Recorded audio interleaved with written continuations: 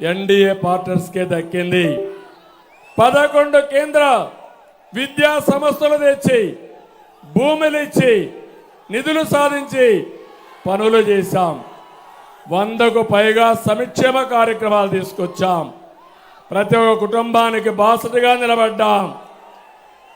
5 ఏళ్లలో ప్రపంచంలో పెట్టుబడులు తీసుకొచ్చి మా తమ్ముళ్ళందరికీ ఉద్యోగాలు కల్పించాం. తమ్ముళ్ళు జాబు రావాలంటే మళ్ళీ మీకు జాబు రావాలంటే మేము రావాలి, కూటమి రావాలి. కూటమి రావాలంటే మీరేం చేయాలి? 30 రోజులు పనిచేయాలి.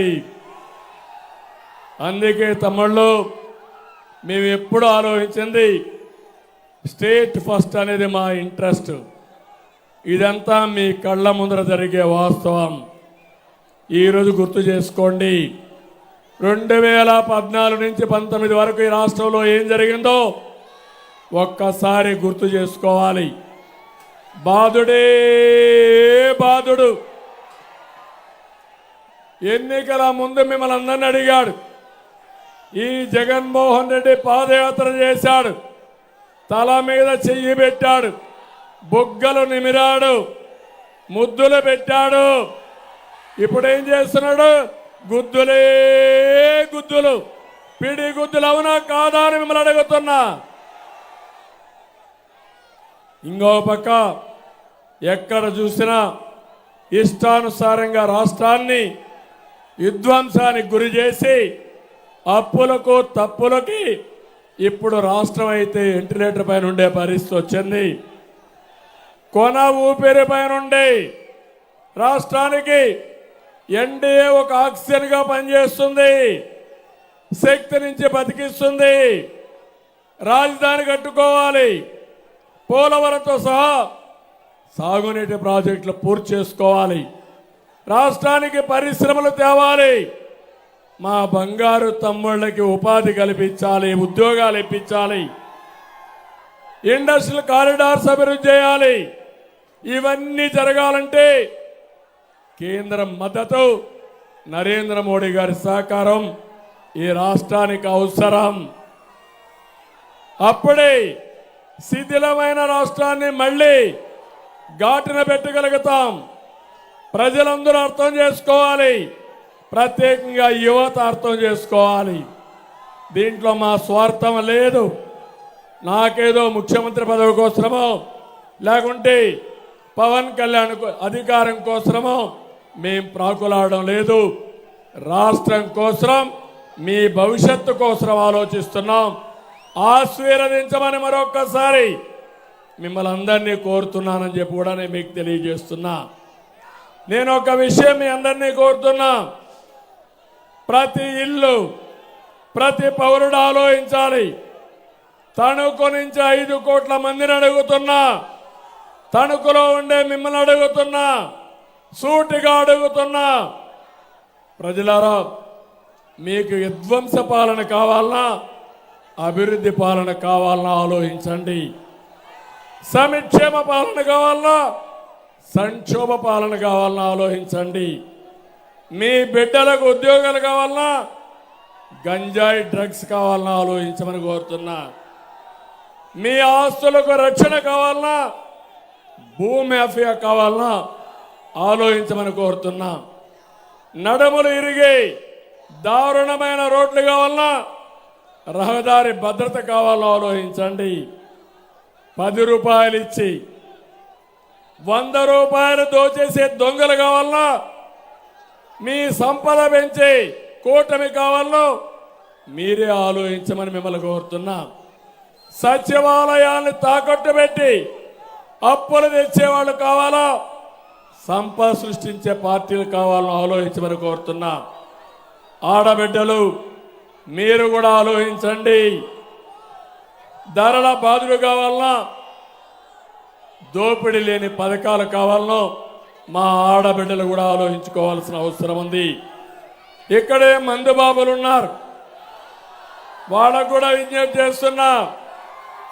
మందు బాబులు మీరు అనారోగ్యం పాలు కావాలన్నా జే బ్రాండ్ ని పూర్తిగా నిషేధించి మిమ్మల్ని ఆదుకునే పాలసీ కావాలనో ఆలోచించమని మందుబాబులు కూడా కోరుతున్నా. దళితుల్ని చంపి డోర్ డెలివరీ చేసే నాయకులు కావాలా? దళితులకి ఇన్నోవా లాంటి కార్లు ఇచ్చి పారిశ్రామికవేత్తలుగా తయారు చేసే పార్టీ కావాలో దళితులు కూడా ఆలోచించమంటున్నా. ప్రతి ఇంట్లో చర్చ జరగాలి, ప్రతి షాప్లో చర్చ జరగాలి. కిరాణా కొట్టు దగ్గర, హోటల్ దగ్గర, రచ్చబండ దగ్గర, అపార్ట్మెంట్లో, కాలనీలో చర్చ చేసి నేను ఒకటే మిమ్మల్ని కోరుతున్నా. రేపు 13వ తారీఖున మీరు ఓటేసేది రాష్ట్రాన్ని కాపాడుకోవడానికి ఓటేయబోతున్నారు. ఈ ఒక్క కూటమికి వేస్తే రాష్ట్రం కాపాడబోతుంది. అది గుర్తుపెట్టుకోవాల్సిందిగా నిన్ను కోరుతున్నా. నేను ఒకటే మాట్లాడుతున్నా. ఈరోజు ఇక్కడ రైతులున్నారు. ఏ ఒక్క రైతైనా ఆనందంగా ఉన్నాడా తమ్ముళ్ళు చెప్పమంటున్నా. ఇక్కడే మంత్రి ఉన్నాడు. గోని సంచులు ఇవ్వలేని మంత్రి పౌర సరఫరాల మంత్రి. అవునా కాదా? అందుకే నేను ఒకటే కోరుతున్నా, మళ్ళీ రైతును రాజుగా చేసే బాధ్యత మాది. రైతులు మొత్తం ఆలోచించండి. ధాన్యం కొనుగోళ్లు చేయలేదు. నేను పవన్ కళ్యాణ్ గారు వచ్చి మీకు సంఘీభావాన్ని తెలియజేశాం. అయినా ఏమీ చేయలేని పరిస్థితికి వచ్చాం. ఈరోజు మా యువతను కోరుతున్నా, తమ్ముళ్ళు డిఎస్సీ పెట్టారా? జాబ్ క్యాలెండర్ ఇచ్చారా? ఉద్యోగాలు వచ్చాయా? అందుకే అడుగుతున్నా. మేము వస్తానే మెగా డిఎస్సీ పెడతాం. మొదటి సంతకం మెగా డిఎస్సీ పైన పెడతామని మీ అందరికీ హామీ ఇస్తున్నా. ఇదే కాదు, మీకు ఉద్యోగాలు ఇప్పించే బాధ్యత మాది. ఉపాధి కల్పనకు ప్రత్యేకమైన శ్రద్ధ పెడతాం. ఈ ముఖ్యమంత్రి అంటున్నాడు 24 గంటల మీరు చూస్తే ఈ ముఖ్యమంత్రి చెప్పేది నేను పేదల మనిషి అంటున్నాడు. నేను ఒకటే అడుగుతున్నా, పేదల ఆస్తులు దొంగలించుకున్న ఏకైక నాయకుడు జగన్మోహన్ రెడ్డి. నేను అడుగుతున్నా, ఈ రాష్ట్రంలో ఏ ఒక్కరైనా మీరు బాగుపడ్డారా అని మిమ్మల్ని అడుగుతున్నా. 5 ఏళ్ల పాలనలో మీ ఆదాయం పెరిగిందా అని మిమ్మల్ని అడుగుతున్నా. అప్పులు పెరిగాయా లేదని మిమ్మల్ని అడుగుతున్నా. ఖర్చులు పెరిగాయా లేదని మిమ్మల్ని అడుగుతున్నా. అంటే ఈ రాష్ట్రంలో బాగుపడింది ఒకే ఒక్కడు, అదే జగన్మోహన్ రెడ్డి. ఇంకో పక్క మీరు చూస్తే అధికారం అంటే ప్రజలకు సేవ చేసే అవకాశం, ప్రజల ఆస్తులకు రక్షణగా నిలిచే బాధ్యత. కానీ జగన్ అనుకున్నాడు అధికారం అంటే దోపిడీ అని, ప్రజల సంపద కూలగొట్టడం అని చెప్పి ఆలోచనకు వచ్చాడు. ఎక్కడా లేని విధంగా ప్రతిపక్షాల గొంతు నొక్కేయడానికి జీవో నెంబర్ 1 తీసుకొచ్చాడు. అంటే ఈరోజు ఎన్నికలు కాబట్టి, ఎన్నికల కమిషన్ ఉంది కాబట్టి నేను కానీ పవన్ కళ్యాణ్ కానీ స్వేచ్ఛగా మీటింగ్లు పెట్టగలుగుతున్నాం. 5 ఏళ్లు మమ్మల్ని రానిచ్చారా తమ్ముళ్ళు అని మిమ్మల్ని అడుగుతున్నా. ఇది ప్రజాస్వామ్యాన్ని మిమ్మల్ని అడుగుతున్నా. ఒక అహంకారి విధ్వంసకారుడు ఈ రాష్ట్రాన్ని సర్వనాశనం చేస్తా ఉంటే తిరిగి పోరాడింది ఒక పక్క నేను, ఒక పక్క పవన్ కళ్యాణ్ గారని చెప్పి కూడా మీకు తెలియజేస్తున్నా. ఇంకో పక్క 5 ఏళ్లలో ప్రతిపక్ష నేతలపైన అరెస్టులు, అక్రమ కేసులు, కూల్చివేతలు, దాడులు, కబ్జాలు. పచ్చని రాష్ట్రాన్ని రావణ కాష్టం చేసిన వైసీపీని బూడిద చేసే సమయం ఆసన్నమైంది. ఆ తేదీ మే 13వ తారీఖు అని చెప్పి మీ అందరికి విజ్ఞప్తి చేస్తున్నా. స్వేచ్ఛగా ఓటేయండి, ఆలోచనతో ఓటేయండి. మీ భవిష్యత్తు కోసరం, మీ బిడ్డల భవిష్యత్తు కోసరం అడుగేయండి. కులం కాదు, మతం కాదు, ప్రాంతం కాదు, రాష్ట్రమే ముఖ్యంగా మీరందరూ ఓటేయాల్సిందిగా నేను మిమ్మల్ని కోరుతున్నా. మే 13వ తారీఖున మీరిచ్చే తీర్పుతో తాడేపల్లి కోట బద్దలవ్వాలి. జగన్ అహంకారం కూలిపోవాలి.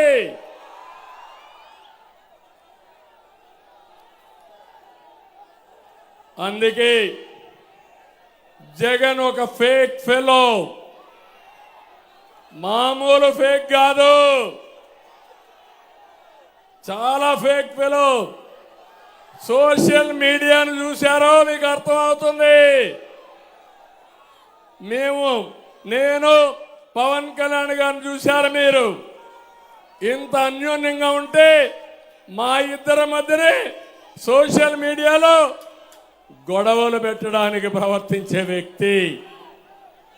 నా సంతకం లేకుండా నేను సంతకం పెట్టానని ఆయనే సంతకం పెట్టి సోషల్ మీడియాలో పెట్టేసే వ్యక్తి.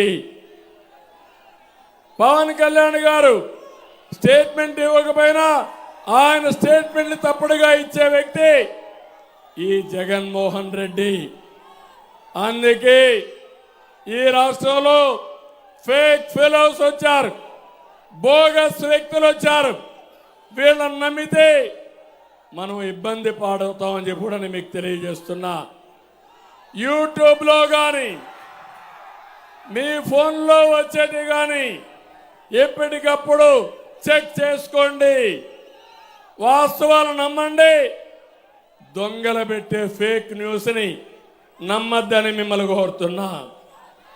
నేను ఒకటే చెప్తున్నా, ఎలక్షన్ల ముందు ఇంటింటికి తిరిగాడు జగన్మోహన్ రెడ్డి, తిరిగాడా అని అడుగుతున్నా. 5 ఏళ్ల ముఖ్యమంత్రిగా మిమ్మల్ని ఎవరన్నా కలిశాడా? పరదాలు కట్టుకొని తిరిగాడా లేదా అని మిమ్మల్ని అడుగుతున్నా.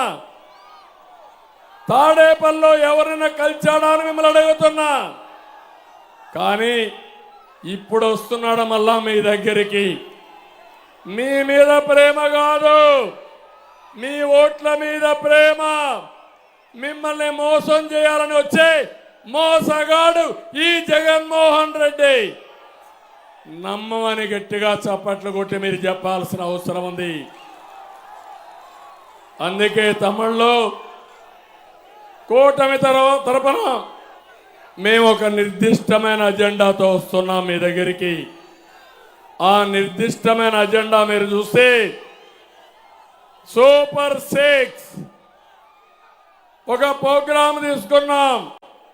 ఆ సూపర్ 6లో మా ఆడబిడ్డల్ని ఒక శక్తివంతమైన ఆడబిడ్డలుగా చేసే బాధ్యత మా కూటమిదని మీ అందరికీ విజ్ఞప్తి చేస్తున్నా. అందులో మొదటి కార్యక్రమం ఆడబిడ్డ నిధి. నెలకు 1500, ఇద్దరుంటే 3000, ముగ్గురుంటే 4500, నలుగురుంటే 6000.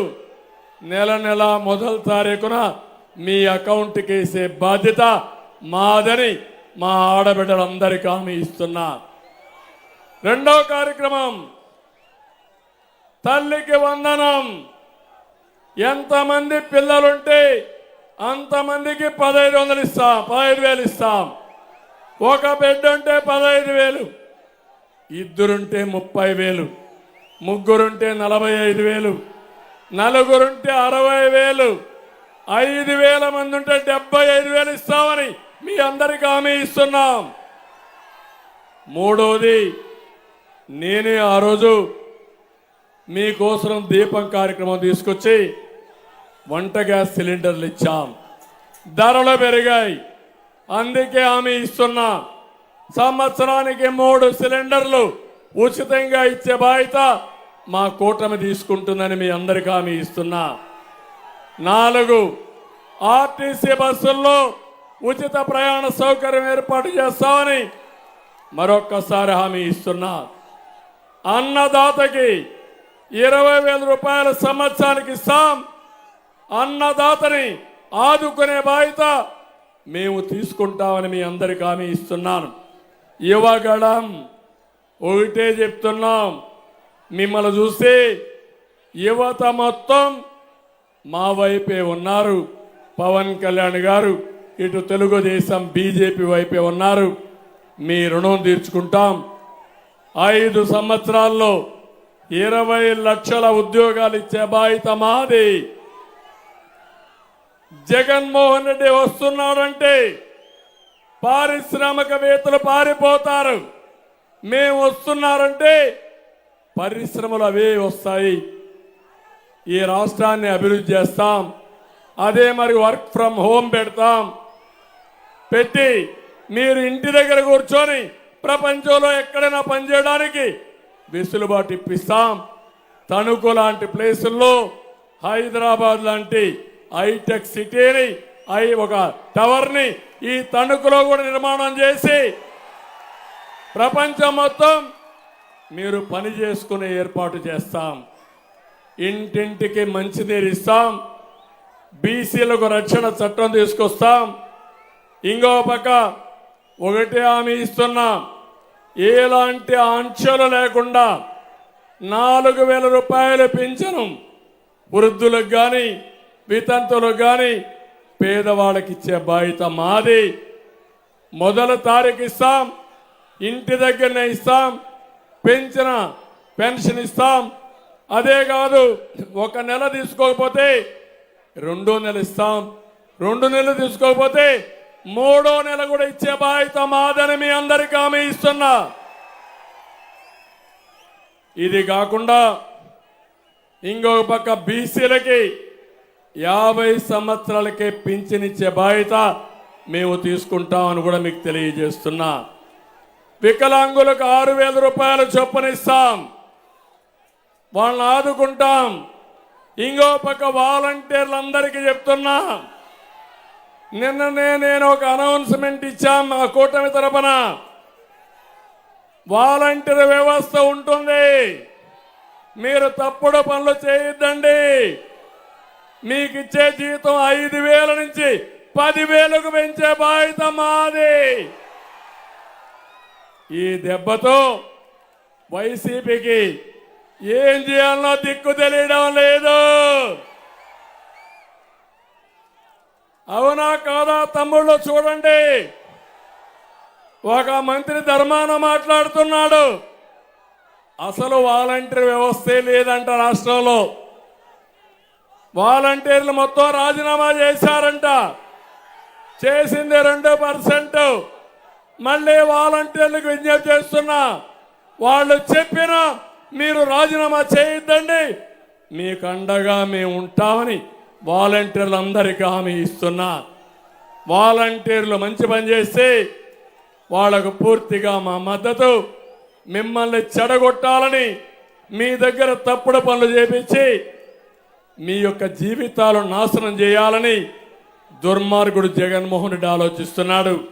మళ్ళీ విజ్ఞప్తి చేస్తున్నా, విజ్ఞప్తితో ఆలోచించండి, రాష్ట్ర అభివృద్ధికి నిలబడండి. మేము మీకు అండగా ఉంటాం. అవసరమైతే 10,000 రూపాయలే కాదు, 1,00,000 రూపాయలు సంపాదించే మార్గం చూపించే బాధ్యత మాదని మరొకసారి వాలంటీర్స్కి అందరికీ విజ్ఞప్తి చేస్తున్నా. తమ్ముళ్ళు, ఇవన్నీ ఒక ఎత్తైతే ఇక్కడ మీ నియోజకవర్గం, నేను ఒకటే మిమ్మల్ని కోరుతున్నా, ఈరోజు ఎలాంటి దుర్మార్గుడు మీ నియోజకవర్గంలో ఉన్నాడంటే 850 కోట్ల రూపాయలు టీడీఆర్ బాండ్స్. నాకే అర్థం కాల. 14 ఏళ్ళు నేను సీఎంగా పనిచేశా. నేను 14 ఏళ్ళు సీఎంగా పనిచేస్తే కారుమూరి కాదు, ముదురు, చాలా ముదురు. నా జీవితంలో చూడనంత ముదురు 850 కోట్లు టీడీఆర్ బాండ్స్ పెద్ద స్కామ్. ఈయన ఆదర్శంగా చేసుకుని తిరుపతి వస్తా ఇవన్నీ చేసే పరిస్థితికి వచ్చాడు. ఎంత ముదురంటే పేదలకు ఇళ్లు కట్టిస్తామని వీళ్లే స్థలాన్ని కొంటారు. ఆ స్థలాన్ని రేట్లు పెంచి గవర్నమెంట్కి వీళ్లే అమ్ముతారు. చేశాడా లేదా తమ్ముళ్ళు? మూడోది, ఇళ్ల స్థలాలు చెప్పి ఒక్కొక్క ఇంటికి 30,000 నుంచి 70,000 రూపాయలు కొట్టేస్తాడు దొంగ. అంటే ఇష్టానుసారంగా. ఇంకో పక్క ఇళ్ల స్థలాలకు పూడుక తీసుకొచ్చి చదును చేయాలని దాంట్లో కూడా డబ్బులు కొడతాడు. పౌర సరఫరాల మంత్రి బియ్యం కాకినాడ పోర్టుకు దొంగ రవాణా చేసి డబ్బులు కొట్టేస్తాడు. ఇంకో పక్క ఇక్కడే తణుకులో గతంలో జరిగిన జనసేనాని వారాహి యాత్ర విజయవంతం అవుతుందో జీర్ణించుకోలేక జనసేన కార్యకర్త పైన దాడి చేశారు. అదే గాని పవన్ కళ్యాణ్ గారు కన్నెర్ర చేస్తే కారమూరి ఎక్కడుంటావు నువ్వు గుర్తుపెట్టుకో. నువ్వేమి ఆకాశానికి వెళ్ళలేవు, భూమి మీదనే ఉంటావు. నువ్వు చేసిన తప్పుల్ని నువ్వెక్కడున్నా పట్టుకొచ్చే బాధ్యత మాదేనని చెప్పి నేను మీకు తెలియజేస్తున్నా. ఇంకో పక్క తణుకులో ఏ బిల్డింగ్ కట్టాలన్నా, ఏ రియల్ ఎస్టేట్ వెంచర్ వేయాలన్నా ఏం తమ్ముళ్ళు కే ట్యాక్స్ పే చేయాల్సిందే కదా. కారుమూరి ట్యాక్స్. మొత్తం ఏ అభివృద్ధి కార్యక్రమాలు చేయాలన్నా కారుమూరి ట్యాక్స్. ఇండ్లు మాత్రం టిట్కో ఇంట్లో ఒకటి కూడా ఇవ్వలేదు. అకాల వర్షాలతో మొత్తం తడిచిపోతే తమ్ముళ్ళు మీరు చూశారు. ఏమయ్యా గోని సంచులు ఇమ్మంటే తడిచిపోయిన నాణ్యం కొనమంటే పాపం ఈ ఎర్రి పప్ప దుర్భాషలాడతాడు.